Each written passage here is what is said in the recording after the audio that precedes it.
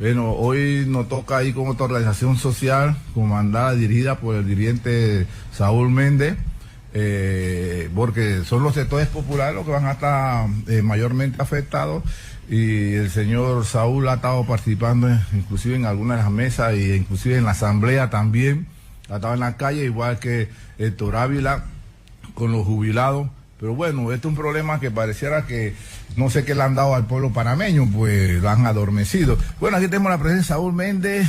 Pasamos a brindarle los micrófonos al dirigente popular. Díganos usted, don Saúl. Bueno, buenos días. Primero saludarle a ustedes, agradecerles la oportunidad que me han dado aquí en el programa. Saludar a quienes con ustedes están trabajando, a quienes nos están escuchando por radio, a quienes van a accesar por redes sociales este programa, y a la orden. Se ha tocado un tema que es de primer orden para quien trabaja, sector público o privado, para quienes pagan cuotas, ¿no? Y creo que eso es importante. Bueno, César, vamos a ver la ley 163. Atendiendo a ese requerimiento, ¿verdad?, de todos los sectores del país, pero muy en especial a los obreros y los trabajadores, los cotizantes del Seguro Social, es que tenemos... Y hemos tenido la presencia también de otras personas aquí y que han opinado también a través de las redes al dirigente Saúl Méndez. Nuestra primera pregunta... Vamos a hacer una pregunta al grano. Yo quisiera preguntarle a Saúl, porque el gobierno quiere dar una imagen como que es el puritano, que toma en cuenta las opiniones del pueblo panameño. Y tengo entendido que antes de presentar el anteproyecto 163, se llamó a todos los sectores a una consulta nacional a la presidencia de la República. No sé hasta qué punto es cierto. ¿Usted participó, don Saúl? No, yo no. Se convocaron 11 organizaciones, entre ellas organizaciones obreras, la Confederación Nacional de Unidad Sindical Independiente, CONUSI, de la cual forma parte Suntra. Suntra es miembro de CONUSI, el CONATO, enfermera, médicos, organizaciones docentes, empresarios, entre otros. Eran 11. De esas 11, 10 opinaron allí que era necesario regresar al sistema solidario. Y los empresarios plantearon el tema de las cuentas individuales privatizar, que es lo que se llama esto, privatizar las cuentas, entregar los fondos a los bancos, a la administradora del fondo de pensiones. El gobierno no presentó propuesta ahí. Ahí estuvo encabezado, por un lado, la mesa de escucha que llamó Dinomón, que parece de escucha de sordos, que llamó Dinomón, que veía IBM, y Boy Galindo vio la de salud. Y en ninguna de las dos donde se presentaban propuestas, que ya hablé de la más importante, unificar el sistema solidario, fueron tomadas en cuenta por el gobierno cuando presentó entonces su proyecto de ley el 6 de noviembre a la Asamblea de Diputados. Y esto es importante decirlo. ¿Por qué? Porque en la exposición de motivos de proyecto de ley, según Mon, aparte, según Mulino, Boy Galindo, Chapman, que son ministros y el Consejo de Gabinete, y obviamente el peón Mon, ellos están diciendo que hubo un consenso en la presidencia, lo cual es absolutamente falso, mienten al país de forma descarada. Pero además de eso, en su exposición de motivos, queda claro de que, y después en declaraciones dadas por el propio Mulino, en su bravuconada de los jueves, a la cual se dirige siempre a las organizaciones del movimiento popular de forma despectiva y al pueblo, de que esta reforma era importante porque se trataba de salvar el sistema financiero panameño. ¿Y cuál es el sistema financiero panameño? Los bancos. Pero los bancos son dueños de las administradoras de fondos de pensiones privados, que el proyecto que presenta Mulino, Mon, Chapman y Boy Galindo es para agarrar la plata de los asegurados, meterla en los bancos privados, que a su vez las administradoras de fondos privados, que son de los bancos, hagan plata con la plata de nosotros, y si se pierde, pues se perdió. Es decir, este sería el robo del siglo. Pero además estamos hablando que actualmente hay de los fondos por arriba de 20.000 millones de dólares, pero que en las proyecciones actuariales hechas por la Organización Internacional del Trabajo se proyectan que pueden haber más de 300.000 millones de dólares de aquí al 2095, y las Chapman y Mon hablan de 600.000 millones de dólares. Entonces, nosotros lo que decimos es que esto lo que quiere es finalmente robarle al pueblo con lo último que va a vivir sus últimos días, las pensiones. Pues las pensiones privadas, además, en un estudio realizado por la Organización Internacional del Trabajo y la Asociación Mundial de Seguridad Social, han mostrado que la privatización de las pensiones, cuentas individuales, etcétera, implementada en 31 países del mundo, entre ellos América Latina y los países de Europa del Este, incluyendo Rusia, trajeron varias consecuencias. Bajaron las pensiones, se perdió en la gobernanza la representación obrera, se discrimina a la mujer mayormente, se robaron los fondos en la crisis del 2008 que afectó a Estados Unidos y Europa. Los fondos se los robaron porque ellos especulan con esos fondos y los estados tuvieron que volver a meter la plata. Y significa que de esos 31 países que entraron a los sistemas privados, que impuso aquí Martín Torrijos y quienes apoyaron esa reforma, la partidocracia, en el año 2005, metieron el primer zarpazo en esa dirección de privatización de fondos. Entonces trajo como consecuencia lo que tenemos hoy en materia de lo que es la crisis financiera que vive el Seguro Social, específicamente en el programa de reparto puro, reparto definido, que es donde estamos. La mayoría de los que tienen de 40 años en adelante están en ese sistema, mientras que los jóvenes que ingresaron después del 2008 al sistema de seguridad social le hicieron cuentas individuales. Entonces el tema es que nosotros estamos pagando para que los pensionados actuales cobren.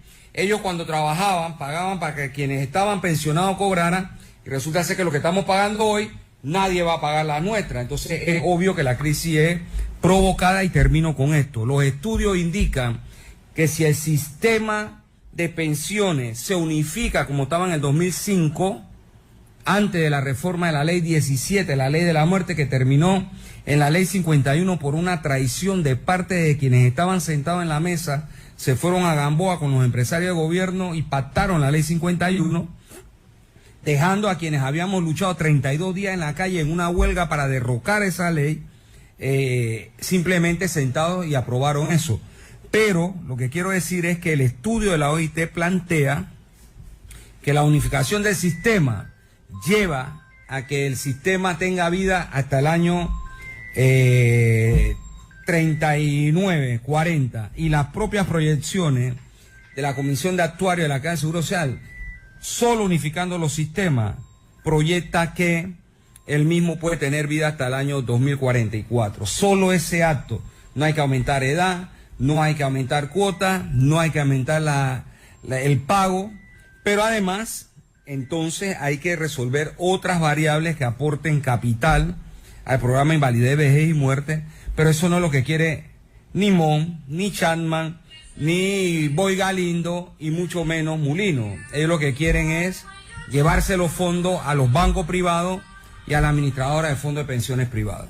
Lo que quiere decir esto, que hay una clara intención del gobierno a hacer cosas contrarias. Lo que indica también cuando tú planteas de que ellos quieren solucionar el problema financiero, tal como lo dice el señor presidente, se quieren aprovechar de una pequeña irregularidad, un déficit que tiene uno de los programas, que es invalidez, vejez y muerte, ¿no? Ahí es donde hay supuestamente un desbalance ahí actuarial. Entonces, eso no lo ha manifestado y lo ha comprendido el pueblo. Lo que ellos quieren es matar dos pájaros en uno, solucionar el problema de una crisis, imagino, del sector bancario a costa del seguro, que tiene un problema que puede ser solucionado inmediatamente por las mismas fuerzas populares o por algunas propuestas. Nosotros conocemos candidatos que han estado en el primer puesto de selección como administrador de la Caja de Seguro Social, y por no pertenecer, no sé, a partido político, no sé qué, lo han planchado en 4 ocasiones, y él no se atreve a entregar el proyecto en el cual puede solucionar el problema de la Caja de Seguro Social sin necesidad de aumento de cuotas obrero patronal, sin aumento de la edad de jubilaciones, pero no se escucha. Ya estamos viendo que el compañero Saúl está planteando algo que nos pone a nosotros en alerta. Aquí los sectores, oligarcas, quieren solucionar los problemas de ellos a costa del sacrificio del pueblo. Lo cual no es nuevo, además. Nosotros hicimos un estudio que se llama 80 años de saqueo de la Caja de Seguro Social, cuando la Caja del Seguro Social cumplió 80 años, hace un par de años atrás, y ahí mostramos desde el mismo inicio de la Caja de Seguro Social cómo se han ido robando los oligarcas la plata del seguro, hacen negocio con la plata del seguro y simplemente se la roban. Voy a poner un ejemplo para que se tenga idea de lo que estamos hablando. El Hotel de Panamá se construyó con la plata del seguro. Para algunos incluso la muerte de Remón tiene que ver con eso. Y de un pariente directo de él que una vez lo asesinaron, lograron los préstamos para construir el Hotel del Panamá. ¿Sí? Esa plata nunca se regresó al seguro. Hoy el Hotel Panamá está en manos de una empresa privada. Sin contar que los empresarios que le en algún momento quedó en manos del gobierno, después quedó en manos de empresa privada, pero la plata del seguro nunca regresó al seguro. Y como eso, recordarán ustedes el robo de la plata del programa de vivienda en el periodo de Sayé, y así sucesivamente. Hay una cantidad de formas de robarle al seguro social, tanto debajo de la mesa porque arriba de la mesa, porque en Panamá la corrupción está, una parte de ella, la más importante quizás, legalizada, y estoy hablando con propiedad de lo que está pasando en Panamá, y la otra son los maletinazos que tradicionalmente conocemos. En el caso, por ejemplo, del seguro, en el programa Maternidad y Enfermedad, que es el que construye hospitales, que es el que compra medicamentos, instrumentos médicos quirúrgicos, que se encarga de brindar salud, no solo a los trabajadores, sino a los dependientes de los trabajadores, estamos hablando de 2/3 de la población panameña, es decir, prácticamente estamos hablando de 3 millones de personas que ampara el seguro con el programa de salud, de los 4 y tantos millones que somos. En ese programa la forma de robar es impugnar la compra para obligar a comprar al detal, a la Caja de Seguro Social, pagar los precios estratosféricos que hay. Otro elemento es los sobrecostos en hospitales. Voy a poner otro ejemplo para que la gente sepa de qué estamos hablando. La famosa Ciudad de la Salud que empezó con Martinelli, eso se licitó en 490 millones. Terminó costando más de 1.200 millones. En el periodo de Varela apenas llegó, pidió a la UNOC, que es una dependencia de Naciones Unidas, que se dedica a hacer estudios del proyecto de infraestructura, que estudiara ese proyecto. Y ese proyecto en particular, lo que dice el estudio de la UNOC, es que era inviable porque iba a quedar costando más de 1.200 millones. Pero se hizo. Y entonces estamos hablando de plata que es del programa de invalidez de bebé en muerte, que está metido en un hospital, que quedó hasta 3 veces más el costo que era.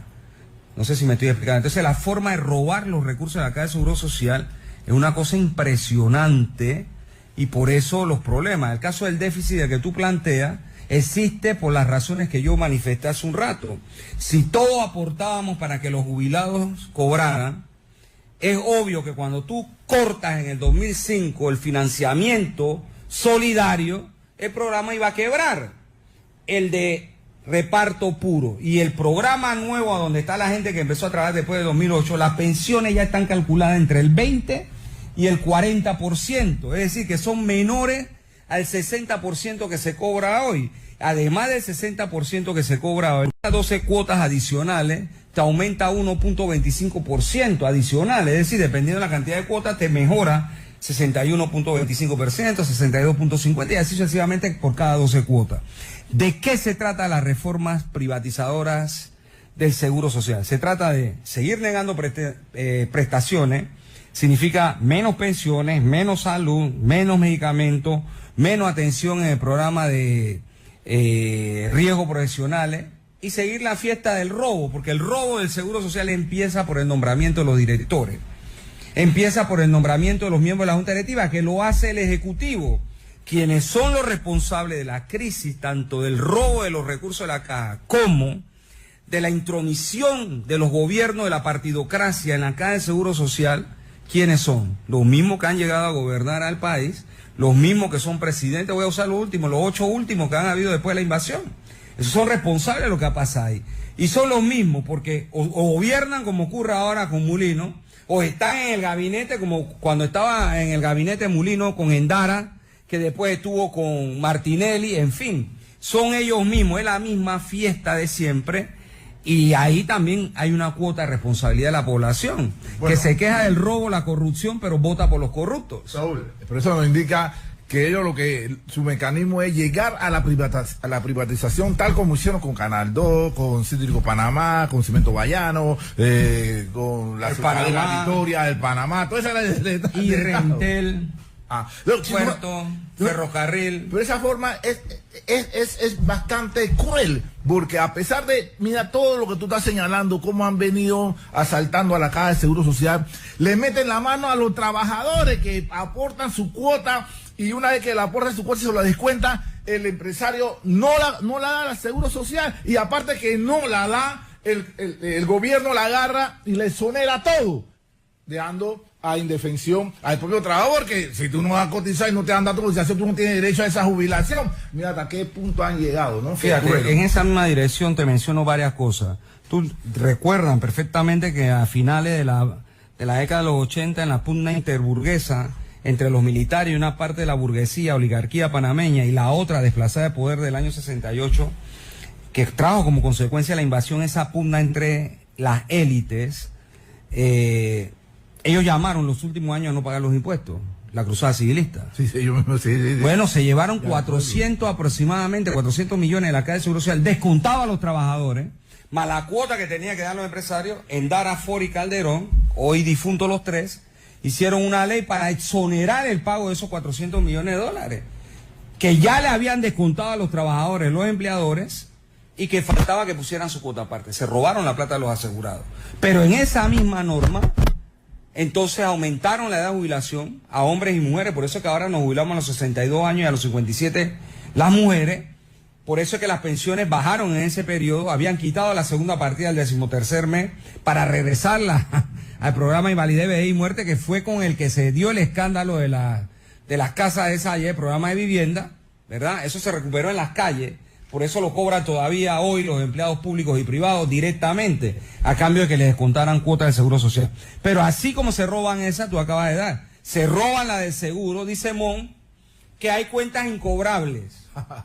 Pero esas cuentas incobrables tienen rostro, nombre y apellido, pero como sabemos cómo está estructurada la ley en Panamá, las sociedades anónimas sin proceso de quiebra dejan de operar.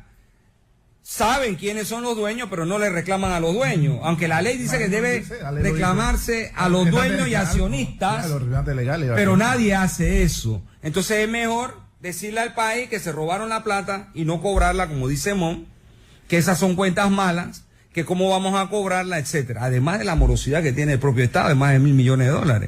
Y de lo que se ha detectado hasta ahora de $300 millones en el sector privado. Todas estas son las formas que yo digo, unas legales y otras debajo de la mesa donde se roban la plata del seguro. Bueno, si los del 60% no pueden sobrevivir, tienen que trabajar, ¿cómo será con esta generación que viene? Vámonos. Peor. Vámonos al tema que nos tiene la Asamblea.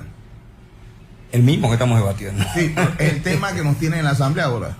Es el La de mismo. proyecto 163. Pero vámonos Por al bloque. tema que nos tiene ahora en la Asamblea, que es ese, Correcto. el 163. La pregunta que nos hacemos muchos, asegurados y no asegurados, es ¿cuál va a ser el papel que va a jugar o que van a jugar organizaciones como la tuya o como la que tú diriges, viendo el mamotreto del Ejecutivo que agarró 2 mesas, como tú la dijiste, y las pateó y engañó a todos los que estaban sentados ahí y sacó su periodiquito y dijo, este es el que van a leer, este es el que el que yo voy a presentar, Que va a imponer. este es el que yo voy a imponer? Y el Ejecutivo ha sido irrespetuoso con toda esa dirigencia que se sentó ahí, que lo tuvo ahí dándole vuelta al asunto, como ganando tiempo, para entonces después venirle a decir a una asamblea, tienen hasta X fecha. ¿Ustedes consideran que indistintamente este proyecto pase al Pleno en segundo debate? ¿Ustedes consideran que este proyecto debe pasar como lo quiere el Ejecutivo, a imagen y semejanza, ¿verdad?, de sus apetitos privatizadores? ¿Ustedes creen que esto es lo más viable, lo más saludable para un pueblo que se encuentra ahora mismo en indefensión, en piloto automático, porque no sabemos dónde está el Ejecutivo? En Davos. Bueno, ¿y en manos de quién está descansando la seguridad jurídica del país desde el punto de vista presidenciable, porque aquí no hay un vicepresidente. No se ha anunciado quién es el que está ocupando la cartera ministerial encargado de la presidencia. Estas son situaciones, Saúl, que nosotros nos preguntamos, ¿qué van a hacer organizaciones sociales como ustedes, o la que tú diriges, ante, como él lo dice, él no va a soltar el mango del sartén porque él quiere que la ley vaya de Fidanque a Toledano? Esa es mi pregunta. No, y ahí, por ahí te doy la otra. Por ahí mismo sabemos de que del primer bloque ya fue aprobado. De los 39 que presentaron a ellos ahí, que se reformó, 11 de esas presentaciones fueron intactas, no fueron tocadas. 11 de esas, y las otras sí fueron reformadas. Dígame usted. Bueno, yo diría, no qué vamos a hacer, qué estamos haciendo, porque como acabo de decir, nosotros fuimos a la presidencia no a echar cuentos ni echar chistes. Sí, Nos fuimos a la presidencia y presentamos propuestas en blanco y negro con corridas técnicas sustentadas. Porque él aduce que ninguna organización eso es lo que él ha aduce. presentado nada hasta el momento. Vuelvo a mentir, porque se caracteriza por mentir. Que él quería ver las corridas de cada uno. Se caracteriza por mentir, uno. Y dos, además eso muestra que lo que tú le entregas a ellos no lo leen. Ni siquiera lo revisan. Y es más, digo eso, ¿Me que explico? él, algunas cosas que se habían dicho, que él no le había prestado como atención o como que eso era de poca monta. Esas son faltas de respeto, como él manda a reunir a la gente y después dice que él no ha leído lo que le han mandado a algunos sectores. Totalmente. Entonces nosotros llegamos a presentar, sustentar técnicamente nuestra posición allí, como lo hizo Conato, como lo hicieron las enfermeras, los educadores, todo el que se sentó presentó su propuesta en blanco y negro. Es más, ellos, versus contrario a lo que ha hecho la Asamblea, después voy allá si me lo permiten, hicieron un informe de todo lo que habían presentado, todo el que presentó en la mesa de sordos, de escucha, de Dino Mon y del gobierno, y eso está en blanco y negro porque las organizaciones exigieron que se le entregara. Entonces ahí están las propuestas que se presentaron y están quienes sustentaron técnicamente, etcétera. Entonces cuando dice Mulino eso, es porque miente, pero además de mentir, te dice que él nunca leyó eso ni puso a nadie a leérselo para que se lo resumiera al oído. Y vean acá, esto dice esta gente.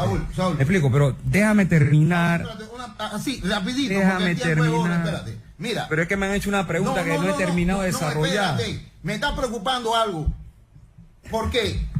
Ya ustedes en otras ocasiones, por otras situaciones económicas y sociales, ustedes han salido a la calle y la gente está sumamente preocupada si mañana pasado, hipotéticamente, esto no cuaja a favor de la propuesta de los sectores no populares, sino de los trabajadores y de los diferentes gremios. La gente está muy preocupada que esto se pueda dar una situación como en años anteriores y como en noviembre pasado, de que las calles y el país se trancó. El país no aguanta un golpe más de cierre de calle. Mi pregunta es, Saúl, ¿ustedes han pensado hipotéticamente en ese escenario? Estoy obligado a terminar de contestar la primera pregunta y te contesto la segunda. Correcto. Entonces, nosotros presentamos eso allá. En la Asamblea de Diputados hemos presentado también la misma propuesta. Hemos solicitado a la Comisión de Trabajo, Salud y Desarrollo Social que nos atienda en una jornada de trabajo, desde que fuimos allá la primera vez, a que nos atienda. ¿Para qué? Para sustentarle técnicamente nuestras propuestas. Además de eso, hemos entregado ahora, en el formato que ellos han planteado, la comisión ha planteado, hemos entregado la misma propuesta que hicimos en artículo de ley. El día lunes 20 entregamos el próximo bloque, que son de 50 artículos, y anteriormente habíamos entregado los primeros 50 que la comisión no tomó en cuenta. La comisión tiene un grave problema y voy a decir cuál es. Ellos se pasaron diciéndole al país que iban a escuchar a todo el mundo y que iban a hacer un compendio de lo que ahí se había dicho. Hasta hoy no conocemos el tal compendio y ellos se encerraron, suspendieron la discusión, se encerraron y salieron que ellos tienen un consenso entre ellos 9. y que hay otros artículos que quedan igual como el 163 y otros artículos que no se pudieron poner de acuerdo. La Asamblea puede tener consenso entre ellos 9, puede tener consenso entre Asia, puede tener consenso con Vamos, pero aquí hay que ponerse en consenso con el pueblo y con el pueblo y sus organizaciones, que somos las que estamos dando seguimiento a esto. Entonces los primeros 45 artículos aprobados es el consenso de 9 personas de una comisión que no tiene nada que ver con el movimiento popular. Paso a explicar qué propusimos. Propusimos que el Ejecutivo saque, porque estos primeros artículos tratan, para plantearlo de alguna manera, es como el que marca la cancha de fútbol. Tú vas a jugar dentro de la línea esta, cuando te sales de ahí estás fuera. Entonces ahí se definen criterios, conceptos, principios de la norma jurídica, además del programa de administración. ¿Quién nombra al director? ¿Quién nombra a los miembros de la Junta Directiva? ¿Cuál es la responsabilidad de uno y otro? ¿Qué tipo de transacciones económicas se pueden hacer? Etcétera. Entonces nosotros propusimos, y no ahora, es lo que hemos venido a hacer, la Caja de Seguro Social nunca ha sido autónoma. Nunca. La Caja de Seguro Social siempre, a pesar que la Constitución política dice que se crearán organizaciones de carácter autónomo para ver temas de seguridad social, y la ley orgánica habla que tiene personería jurídica, bienes, etcétera, presupuesto. Sabemos que la partidocracia siempre ha tenido la mano metida ahí, desde el presidente, los diputados, los partidos políticos. Entonces, nosotros propusimos que, por ejemplo, el director de la Caja de Seguro Social lo nombre la Junta Directiva para que no pase por el Ejecutivo y lo ratifique la Asamblea. Propusimos que los miembros de la Junta Directiva sean nombrados y destituidos por las organizaciones que lo proponen. Si son organizaciones de trabajadores, si son organizaciones de trabajadores del sector público, si son organizaciones de trabajadores de la salud, en fin.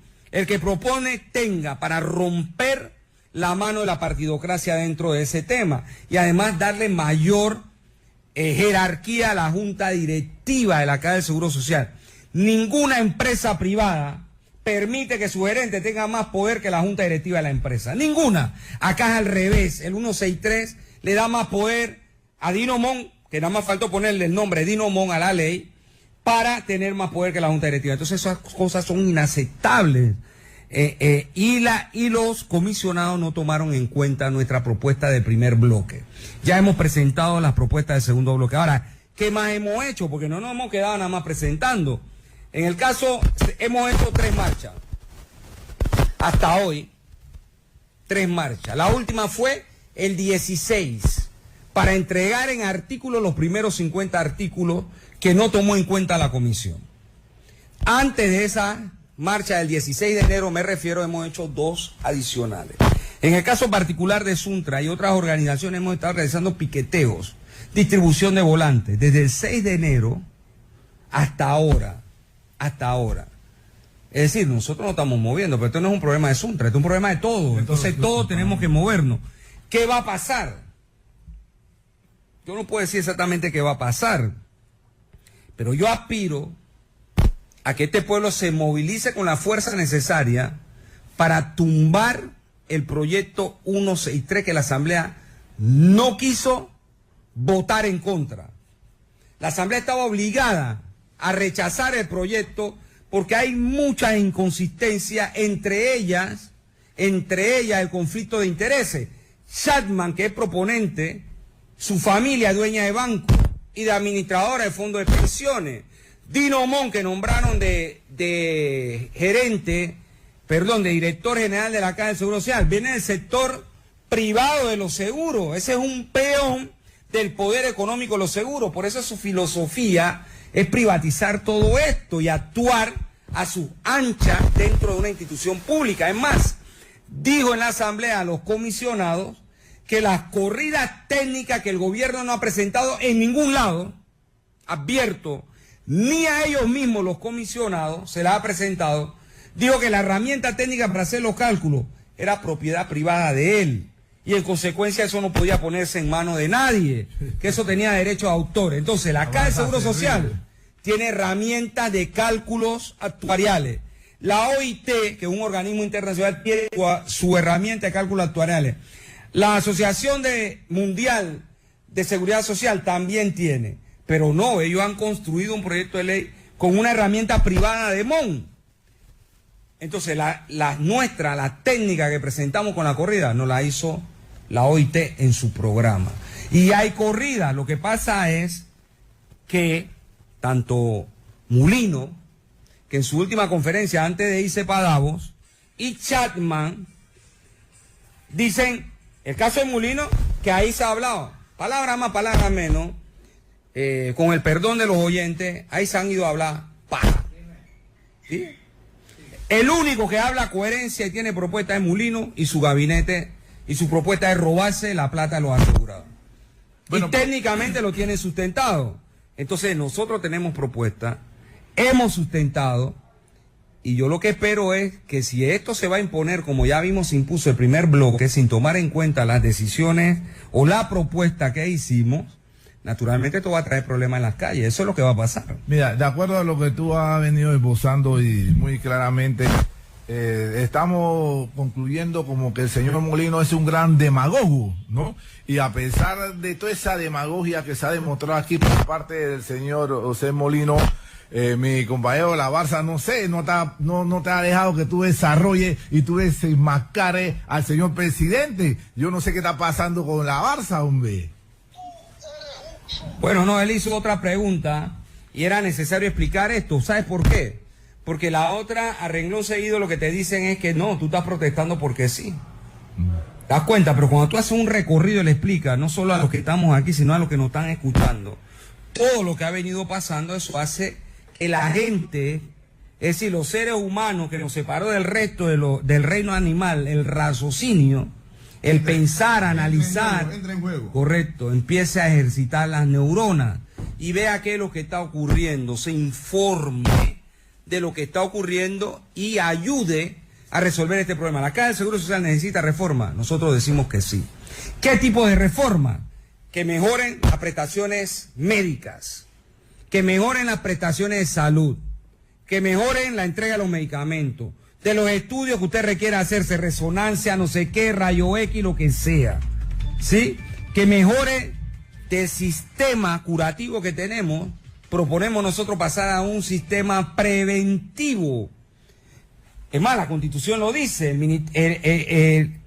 el Estado está obligado a propugnar políticas que permitan el desarrollo humano, tanto en alimentación, como salud, como deporte, etcétera, etcétera, etcétera. Vivienda, todo lo que requerimos para la reproducción humana. Saúl. Entonces nosotros creemos un modelo de prevención. ¿Qué queremos de las pensiones? Que mejoren, no que bajen.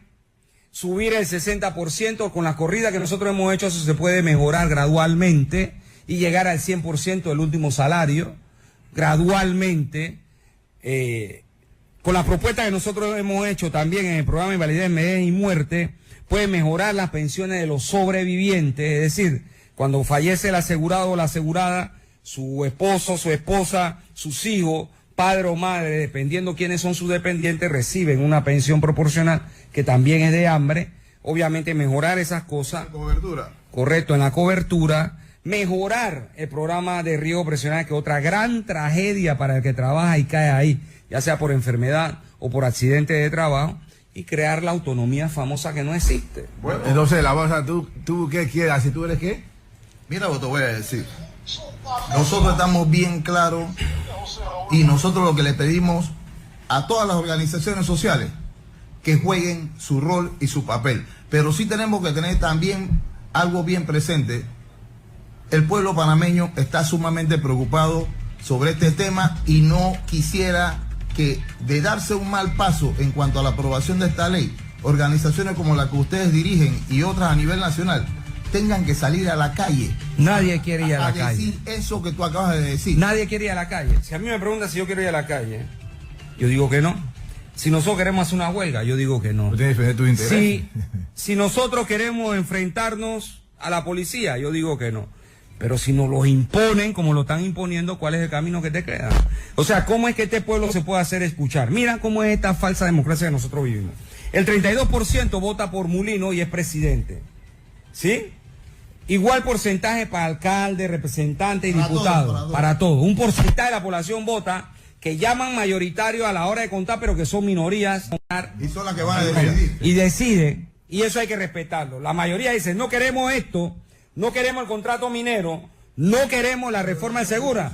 Y entonces nadie toma esa mayoría para decir no. Dice que la mayoría priva sobre qué. Bueno, Sobre la minoría. me ha quedado muy corto el programa, son muchas cosas. Agradezco que la hablar. oportunidad. Hay muchas cosas que hablar, el pueblo ya está informado porque hemos llegado a nuestro espacio final en su programa. Ahora te toca a ti. Gracias, Dilo César, como y quieras, pero dilo 2025. Agradecerle a ustedes dos la Buen día. oportunidad, César, Gracias. y a la Barça. Y a la próxima. Ya ven que una media hora se va muy rápido. Pero está bien. Pero el contenido es muy valioso para la gente. Gracias. Saludos a todos.